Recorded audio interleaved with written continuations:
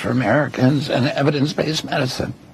Well, and we're hopeful that that's exactly what the next 4 years brings us here at HHS. Where did this passion for nutrition, for health, for fitness come from in you? Because, I mean, to be able to make the change necessary, it really does have to be a passion, I think. Well, you know, I was raised in a house with 11 brothers and sisters, and I had somewhere around 70 first cousins. I know what a healthy child looks like.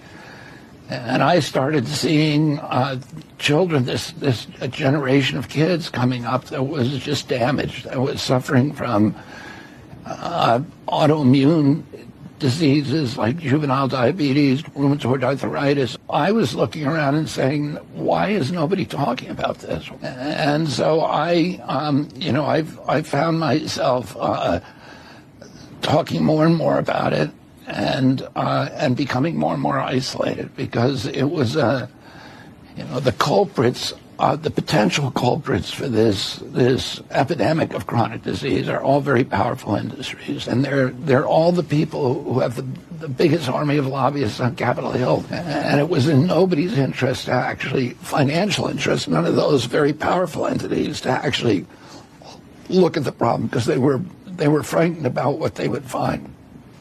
And it would interfere with corporate profit taking. We're going to be able to show what the culprits are, and then let democracy work, and give people good information. Allow moms, when they go shopping for their children, to understand what's healthy and what's not healthy. And then some of the really bad stuff, we're going to just tell the industry, we don't want you using this anymore.